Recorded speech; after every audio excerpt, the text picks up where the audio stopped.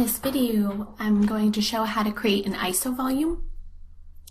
So in this view of the Tecplot for Barracuda GUI, we have a particle volume fraction view at time equals 0 seconds. So the first thing that I want to do is go to the solution time, go to end time step button. So then we can go to our last time step that is available, which is 100 seconds.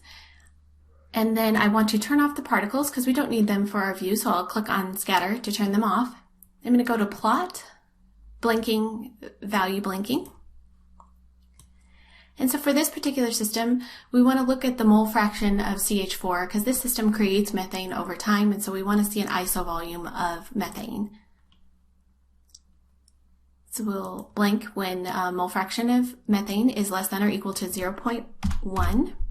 Then we'll make that active and include it. So then this is a view of our isovolume of methane at 100 seconds.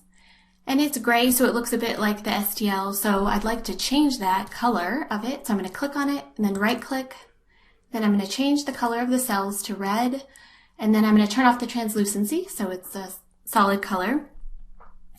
And we can see here that we're just looking at the boundary cell faces. So it looks a bit like a shell. So I would like to change that so it's more solid looking. So I'm going to go to zone styles.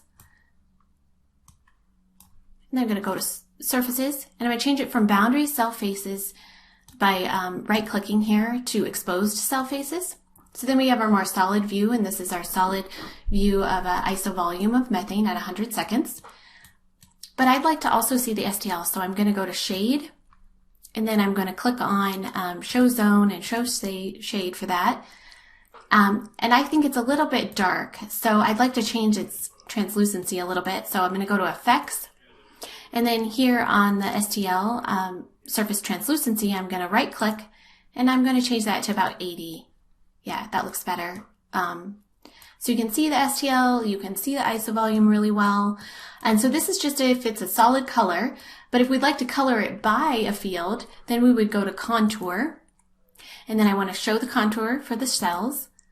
And that layer is not active, so we're going to activate it. So then that is colored by eye and location in the reactor, and I would like to change it. So I'm going to double click on the color bar, and then up here I can change it, and I would like to change it to mole fraction of methane because then I can see it colored by itself. And then we can see where it's a little bit more concentrated, and so that's how you would create an isovolume in your system. And then you could always play over here and see it through time.